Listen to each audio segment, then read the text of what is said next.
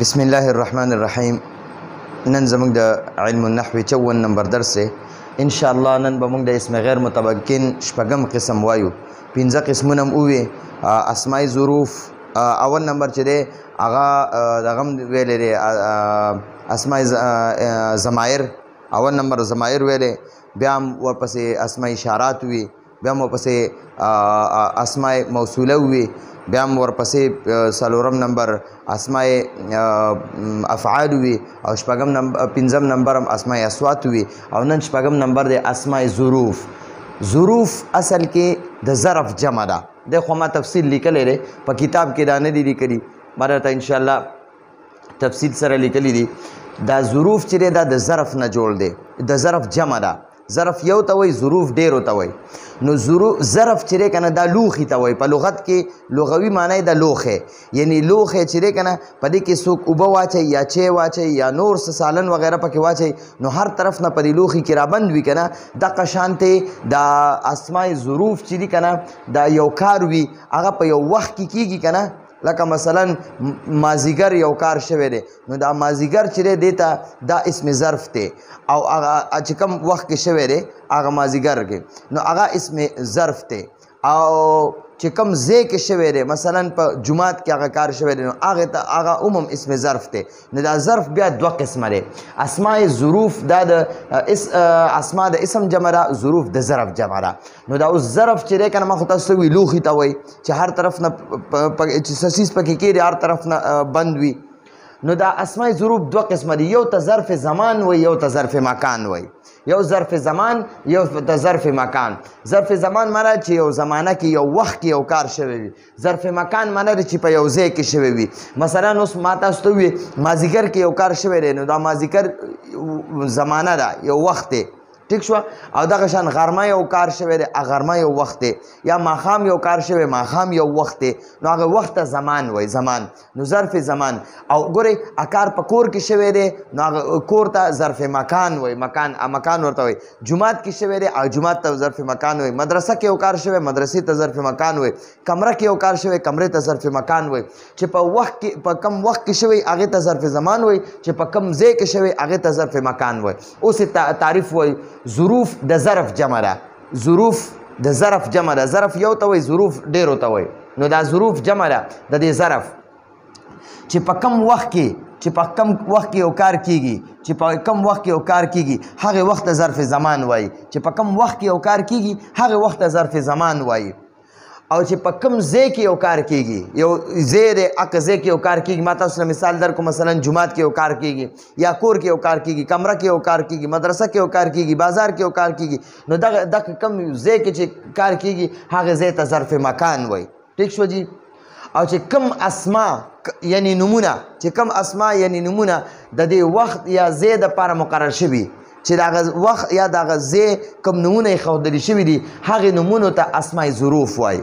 اسماء ظروف څه ته وایي؟ چې د دې وخت دپاره کوم ځای دا نوم مقرر شوی. اوس فرض یعنی دا چې کوم نومونه د ځایونو دپاره مقرر شوي دي، نو هغه ځایونو ته هغه نومونو ته اسماء ظروف وایي. لکه د کوم د یو ځای نوم مقرر شوی دی، لکه اوچت، نو دا اوچت یو ځای دی، ښکته یو ځای دی، دغه شانتې مخې ته یو ځای دی، شاته شا هم یو ځای دی، نو دغې ته اسماء ظروف وایي. نو بیا دا ظرف زمان هم تاسو ته ووایي چې څه ظرف زمان دي، څه ظرف مکان دي. نو اوس چې دی که نه مونږ به ته صرف ظرف زمان ووایو. ظرف زمان د زمانې دپاره اول به بیا د دې تفصیل ووایو، د هغې نه پس بیا په ظرف مکان کې لږ تفصیل ډېر زیات دی، نو بیا به هغه وایو. نو ظرف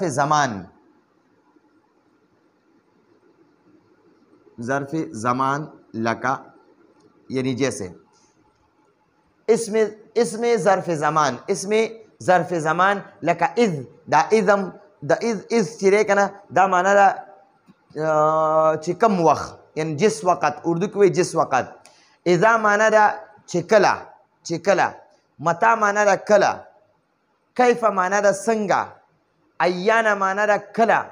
امس معنی ده پرون.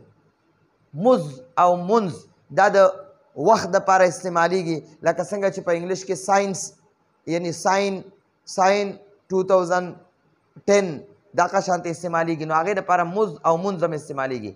قطو چې دی که نه قطو معنا ده کله کبیبي کله هم او عوضو معنا هم د کله هم قبلو معنا ده مخکې بعدو معنا ده رستو د دې تفصیل به وایو ښه جي دا صرف نن دومره ووي چې ظرف زمان دا دي اذ اذا متا کیفه اول به دا څلور یاد کې اذ اذا متا کیفه اذ اذا متا کیفه اذ اذا متا کیفه څلور دا شو داسې بیل کا څلور دا ملګري کا نو بیا یادول یې اسان دي دا به په یاده یادول غواړي اذ اذا متا کیفه اذ اذا متا کیفه اذ اذا متا کیفه بیا به ایان امس مذ منذ ایان امس مذ منذ دا څلور ملګري کا ایان امس مذ منذ ایان امس مذ منذ ایان امس مذ منذ ایان امس مذ منذ او بیا به دا څلور ملګري کې قد تعوذ قبل بعد قد تعوذ قبل بعد قد تعوذ قبل بعد اوس ګوره ورته اول څلور وایا اذ اذا متا کیفه اذ اذا متا کیفه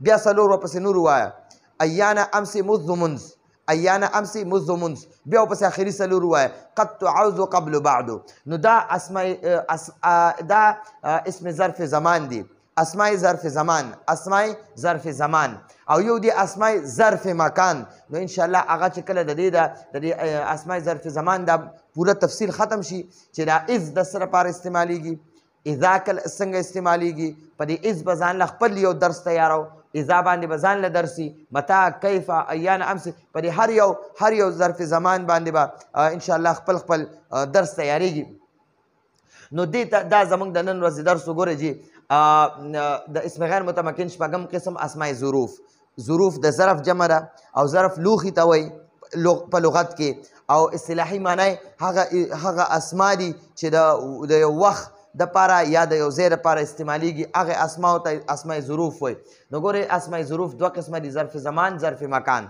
او ظروف د ظرف جمع ده چې په کوم وخت کې یو کار کیږي هغې وخت ته ظرف زمان وایي او چې په کوم ځای کې یو کار کیږي هغې ځای ته ظرف مکان وایي او چې کوم اسما یعنی نومونه د دې وخت او ځای دپاره مقرر شوي هغې نومونو ته اسماء ظروف وایي او بیا هم ته اسم ظرف واغستو اسم ظرف زمان هم ته واغستو لکه اذا متا کیفه ایان امس مذ منذ قد تعوذ قبل بعدو دا کرښې مې ورته ځکه وویلې چې دا څلور ملګري په څلور باندې یاد کا یعنی اول دا څلور اذا متا کیفه یاد کا بیا دا څلور یاد کا ایان امس مذ منذ او بیا دا څلور یاد کا قد تعوذ قبل بعدو نو دا زمونږ د نن ورځې د علم النحو درس راتلونکي درس پورې اجازه غواړو هذا هو المرام والله اعلم بحقیقة الكلام